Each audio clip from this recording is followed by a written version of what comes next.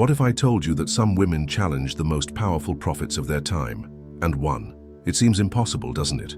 After all, when we think of the great figures of the Bible, the image that comes to mind is that of men filled with authority, leading crowds with words that echoed like the very voice of God. But behind these stories, you know, or think you know, there are other narratives, hidden beneath heavy veils of silence and tradition. Stories of women who, even in a world where sacred law seemed unbreakable, dared to use their bodies, their intelligence, and in some cases, even their implicit eroticism as powerful weapons against the structure that condemned them.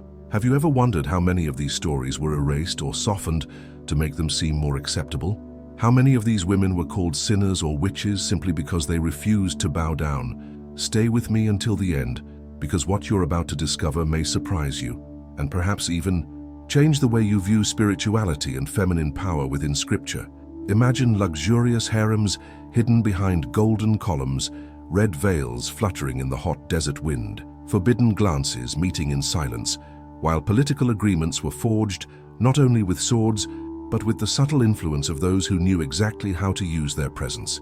These are not invented details. They are fragments of a past where seduction and spirituality walked side by side, and where some women discovered a power that no written law could contain. Throughout time, the Bible has been read as a book of female obedience and submission. But is that really the whole truth? What if behind some of these pages lay a hidden code, a secret record of women who defied prophets, broke sacred rules, and still changed history? Have you ever been there, heard only one side of the story, and then discovered the other side was even more impactful? Well, that's exactly what could happen to you now. These women weren't just supporting characters.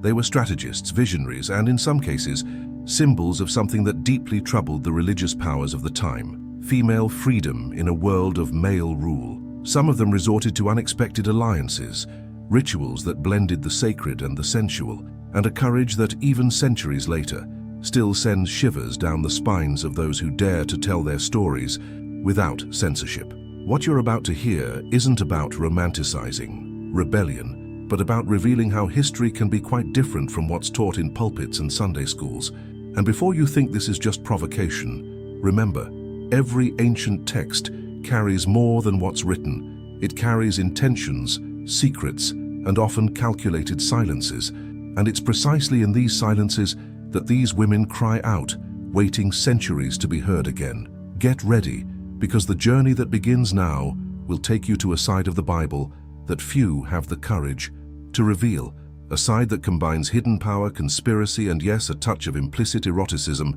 that has always existed but is rarely mentioned. And most intriguingly, many of these women were not defeated. They challenged, transgressed, and won. And that's where it all gets even more interesting, and perhaps that's precisely why so many of these stories have been buried under centuries of silence. Because when a woman dares to challenge what everyone calls sacred, she leaves a trail that's hard to erase, a trail that, even after so long, still provokes both discomfort and admiration. And this is where I want to truly engage you. How do you feel when you discover that women like this existed, who faced prophets, laws, and traditions, and prevailed? Does this arouse curiosity, discomfort, admiration, or even a certain fear? If this topic resonates with you, leave a comment below with what resonated most with you so far, because it's through different perspectives that this kind of conversation comes to life. When you comment, you're not just responding to me, you're helping to create a community of people who want to see the story from a more honest, deeper, and yes, more human perspective. And if this conversation has already sparked a spark within you, please leave a like now. It may seem small, but it's what makes this content reach others who may never have heard of these stories. And look, if you feel it's worth continuing to follow these forbidden and nearly forgotten revelations, subscribe to the channel and turn on notifications, because you're the one keeping this work alive. Each subscription, each comment, and each like are like small open doors for this message to reach further, so that more people have the chance to think, question, and discover for themselves. And while you do this, prepare yourself, because next you will be taken to a point where the sacred and the forbidden meet in a way that few have had the courage to tell. Back then, life was shaped by a rigid structure that extended far beyond the stone walls and tents erected under the desert sun. Religious laws weren't just moral norms, they defined who you were, what you could do, who you could talk to, and even what you could dream. Prophets walked among the people as if they held the very fate of the nation in their hands, their words echoing with the force of heavenly decrees. Their every gesture was seen as sacred, their every silence as an omen, and to defy them was, in many cases, to sign one's own social, spiritual, and even physical death sentence. In this scenario, women lived in a narrow, almost invisible space, confined to what was considered acceptable, caring for the home, bearing children, maintaining customs, and above all, obedience. Their worth was measured by what they could offer in family alliances, or by their ability to preserve the reputation of an entire clan. But behind the scenes, the reality had nuances that were rarely acknowledged. Harems existed not only as a symbol of pleasure or luxury, but as political tools, where the presence of a single woman could seal agreements or destroy kingdoms.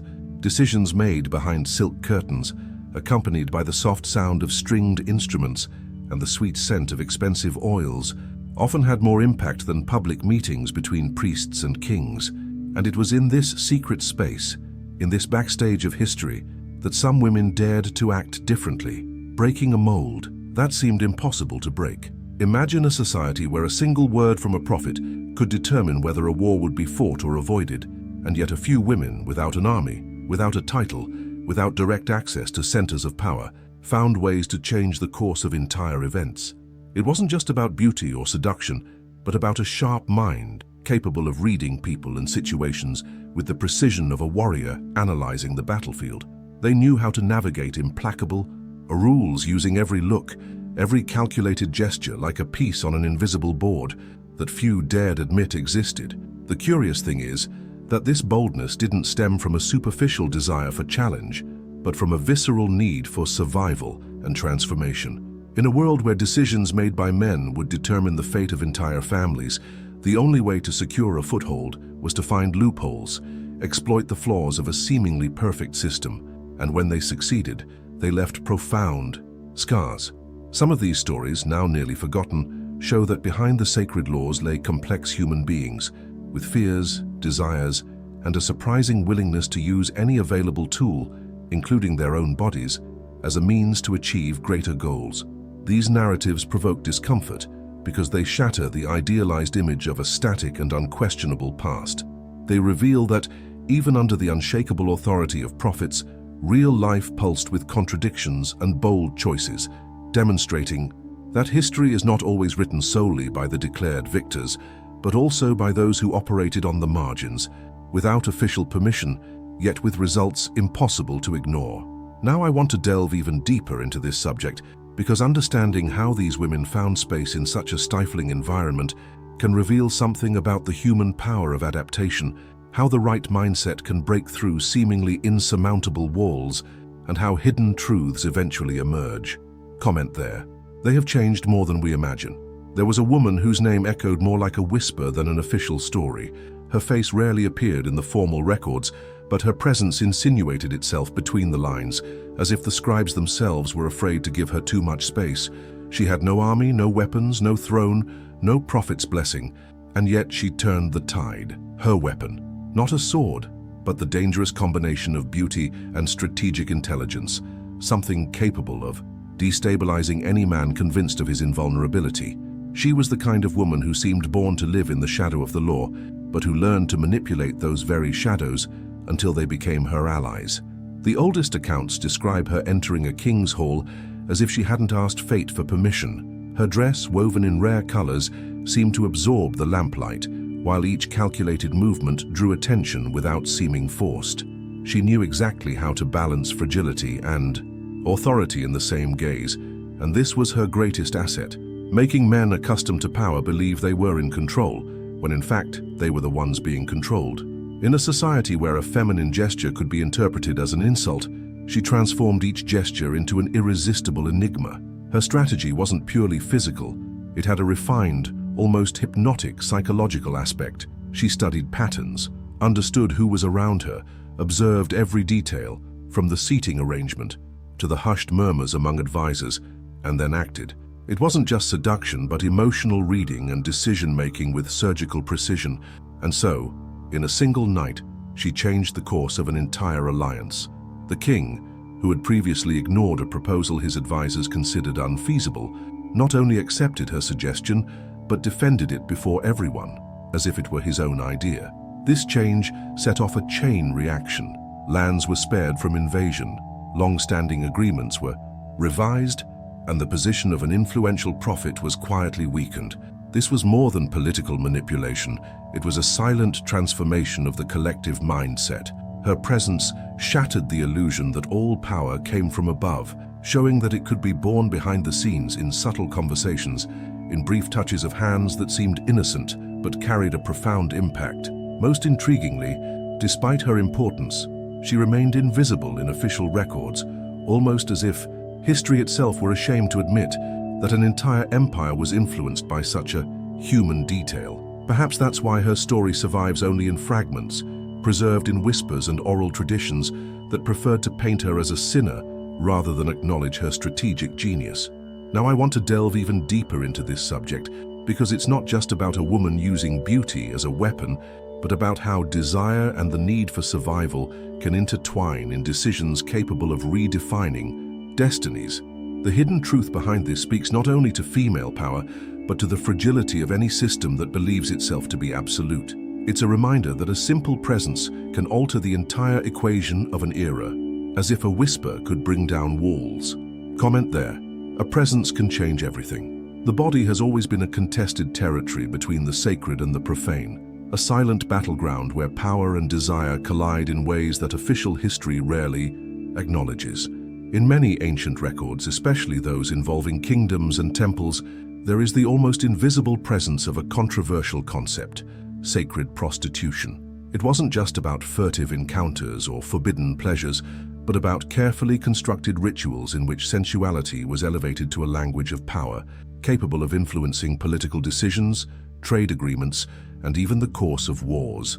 It was the fusion of eroticism and spirituality, an uncomfortable paradox for any society that preached obedience and purity, but, behind the scenes, knew how to use these same practices to consolidate authority. Some women mastered this language with strategic precision. They understood that seduction lay not only in touch, but in the gaze, in the rhythm of each gesture, in the choice of rare perfumes that filled the stone corridors and remained ingrained in the memory of those who breathed them. These were subtle, almost ritualistic movements, designed to dismantle resistance without a single threatening word being spoken. This skill, coupled with the concept of sacred prostitution, made these women much more than mere companions. They were key players in power games that history has preferred to narrate as legends or distort as absolute sin. There are records that indicate how some of these body priestesses were trained not only for physical pleasure, but also to awaken profound sensory experiences, connecting desire with transcendence. It was a form of silent communication that reached beyond the body, stirring the mindset of leaders who believed they were in control, but ended up surrendering to an experience that altered their decisions. These practices did not arise out of nowhere. They were part of an ancient system, present in different cultures, which believed that the sexual act, when ritualized, could generate prosperity, protect cities, or secure the blessing of deities. And yet, when these same practices clashed with prophets, who preached exclusive devotion and a rigid moral code, the result was explosive. The body, once seen as a spiritual tool, came to be condemned as a symbol of corruption. But the hidden truth is that, even under condemnation, the strategic use of sensuality did not disappear. It simply changed form, becoming more secretive, more dangerous, but equally effective. These women not only survived in a hostile environment, they thrived in it, using every detail: a piece of jewelry in the right position, a silence at the right moment, as part of a carefully constructed narrative. The impact of this is disturbing because it forces us to look at history with new eyes. How many political decisions, treaties, and alliances were influenced by gestures that would never be officially recorded?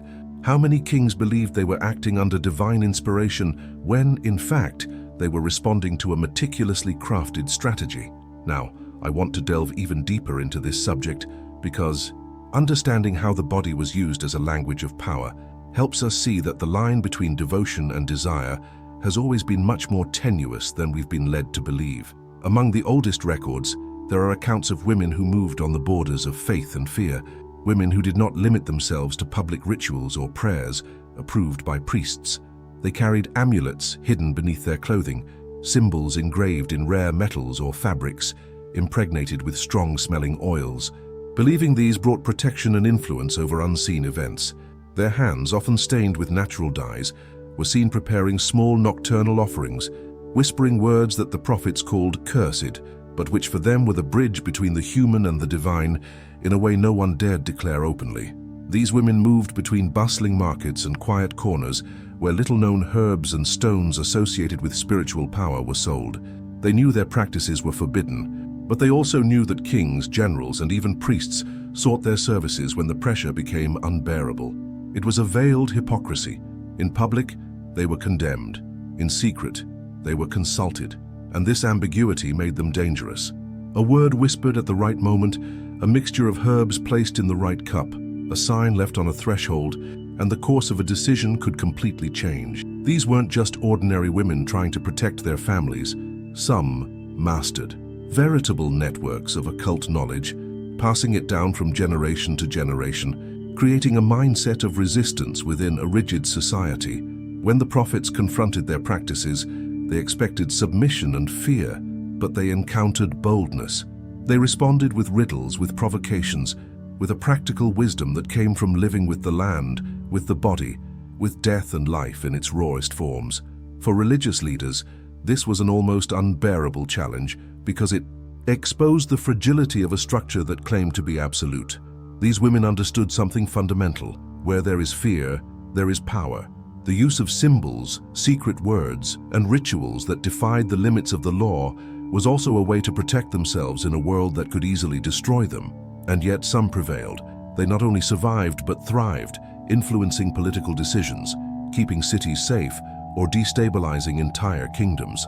This hidden truth shows how often the line between faith and witchcraft was more a matter of storytelling than of spiritual truth. Now I want to delve even deeper into this topic because the impact of these choices goes beyond religious taboo. It touches on something human, the need for control, protection, and transcendence in uncertain times. Perhaps that's why these accounts still provoke discomfort, because they reveal that spirituality, when pushed to the sidelines, can transform into something even more powerful and unpredictable than any prophet dared admit. In the silent corridors of the palaces, far from the public eye and the noise of assemblies, there was another kind of power, subtle and often invisible, the power of the harems. These spaces were much more than places of leisure and luxury. They were veritable centers of political influence, where every glance, every whispered word, and every calculated gesture could redefine the fate of an entire kingdom. The women there were not merely companions to the king. Many were natural strategists, daughters of powerful families sent to cement alliances, or foreign concubines who carried with them the cultures, symbols, and interests of other peoples. The setting seemed meant to be beautiful, but behind the silk and perfumes lurked a dangerous game, in which the struggle for attention and favor was also a struggle for power and survival. Intrigues easily arose in these spaces, fueled by jealousy, ambition, and the need to secure a stable position in a system where everything could change from one day to the next. A simple exchange of gifts, a word spoken in the right ear, or even a strategic silence at a political meeting were enough to alter alliances, overthrow enemies, or strengthen new favorites. It was a complex game of mentality and quick decisions, in which a mistake could mean isolation or even death, while success meant influence over war councils, tributes, and even religious decisions. The curious thing is that many of these women, even without an official title of power, became treaty mediators, responsible for bringing together people who would never have spoken without internal intervention.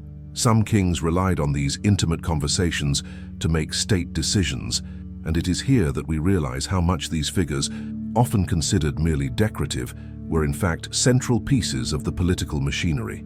Behind each veil lay a story of strategic intelligence, adaptation, and a profound understanding of how desire and politics intertwine when no one is looking. And it wasn't just emotional manipulation. Some of these women mastered foreign languages, studied the cultures of allied and enemy peoples, and used this information to influence high-impact decisions.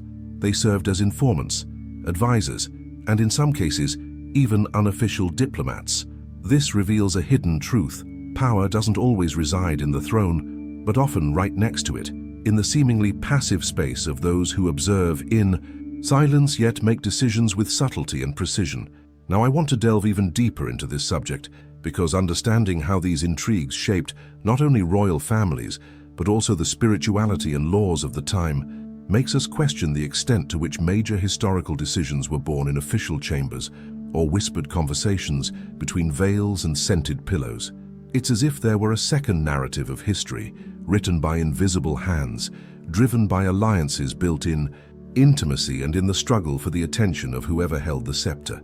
There were women who simply refused the role imposed upon them. While most were content with the silence the law expected of them, some decided to speak out, and speak out loudly.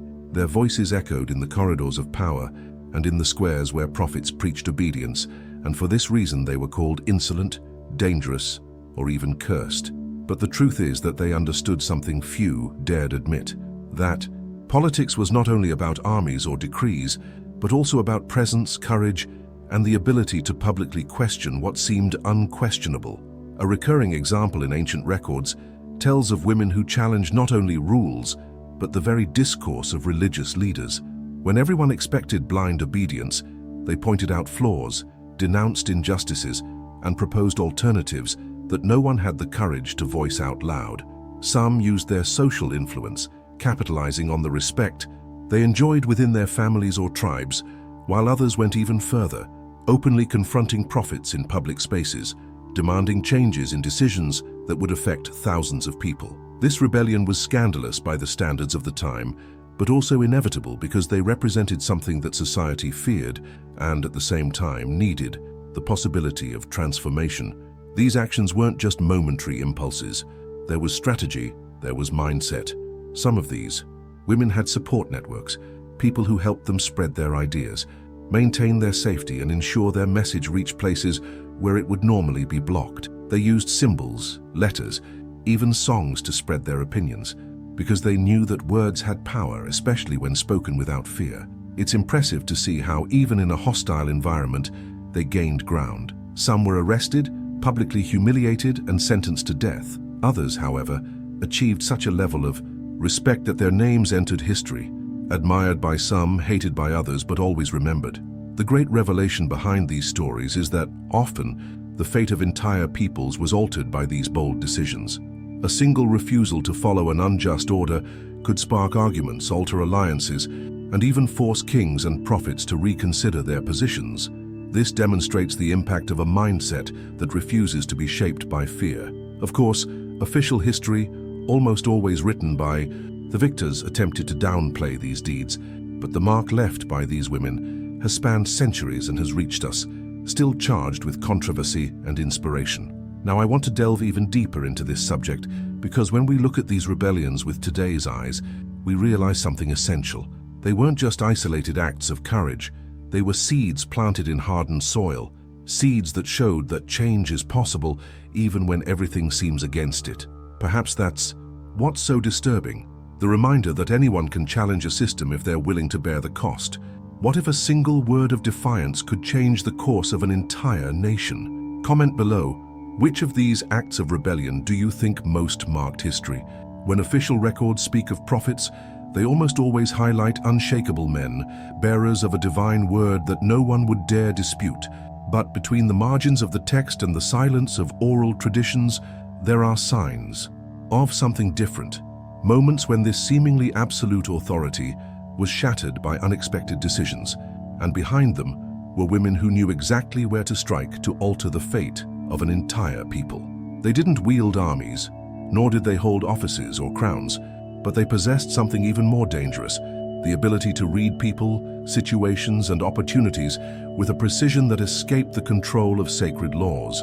There are accounts of prophets who, faced with complex circumstances, had to retreat, change their discourse, or even abandon entire missions because a woman altered the power dynamics around them. Some used their political influence, others manipulated alliances with strategic elegance, while others resorted to what was called ancestral wisdom, blending symbols, rituals, and gestures capable of disarming even the most convinced.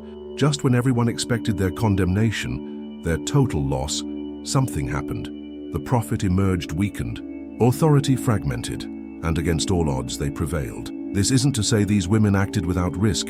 Every step was calculated as if their very survival were at stake, and it was. But there was a different mentality, a perception that behind the scenes could be more powerful than the pulpit. The downfall of these leaders wasn't by sword or battle, but by invisible choices. A pact made at the right time, a piece of information that reached the right ear, an emotional decision influenced almost imperceptibly. It was a silent war, and they knew how to fight it better than anyone. Some of these stories still cause discomfort today because they challenge the traditional narrative of absolute power. They show that even figures considered untouchable could be vulnerable when confronted by those who understood human nature in all its complexity, its desires, its fears, its ambitions. It's intriguing to think how many destinies were altered not by official decrees, but by a discreet presence in the right place at the right time, changing history without ever being recorded as a protagonist. Now I want to delve even deeper into this topic, because understanding what really happened in these turning points makes us rethink not only the fragility of power, but also the strength of those who never received the credit. Perhaps the true impact of these women lies not only in what they achieved, but in what they revealed about how structures can crumble from within, without anyone noticing until it's too late. When we look at these stories from centuries away, it's impossible not to notice how they still resonate in the present.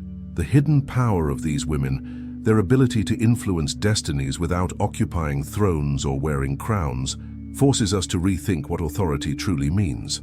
In a modern world that speaks so much of freedom and equality, there are still silent structures that function similarly to those of old, behind the scenes, where decisions are made away from the public eye, networks of influence that shape the future without drawing attention to themselves. The difference is that today, this power can manifest itself more subtly through communication, image, the ability to generate emotional impact and change mindsets without a single direct word of confrontation. These women show us that true power often lies in what is unseen, in what is felt. The spirituality they challenged, and at the same time redefined, makes us reflect on how many taboos we still carry. How often is the female body still seen as something to be controlled, monitored, or reduced to a symbol of obedience? How many women today continue to face invisible barriers, being judged for expressing themselves differently or for making decisions that defy imposed standards? These ancient stories remind us that the clash between structure and transformation is cyclical. It repeats itself, only changing the setting and language. There's also a powerful spiritual dimension to this. Many of these characters weren't trying to destroy the faith of their time, but rather to question how it was used as a tool of control. This raises an uncomfortable question. How many truths we accept today without question are simply conventions created to maintain a convenient order for some? This provocation touches on deeply held beliefs because it forces us to see that the search for freedom always requires discomfort, rupture, and courage.